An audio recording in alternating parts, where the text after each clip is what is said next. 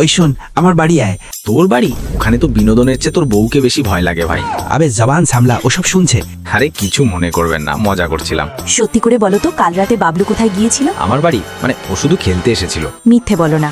আরে সত্যিটাই বলে দে না। আচ্ছা শোনো, কাল রাতেও একটা মেয়ের সাথে ক্লাবে গিয়েছিল, কিন্তু টেনশন করো না, মেয়েটা দেখতে এতই জঘন্য ছিল যে ক্যানেরাও তাকে চিনতে পারবে না। আরে ওটা আমার বই ছিল, বিনা মেকআপে।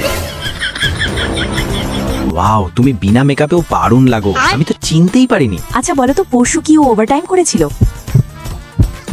শালা, রবিবারের দিনও তুই কাজে গিয়েছিলি?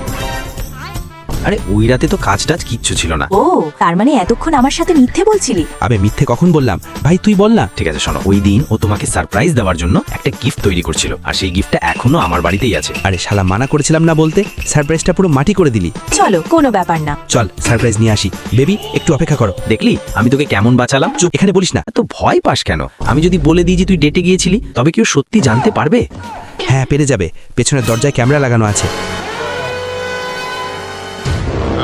আবেগ তুই এখান থেকে ভাগ। তোমার স্বামী তো পুরো চিটার বেরোলো, আমাকেই বয়ফ্রেন্ড বানিয়ে নাও।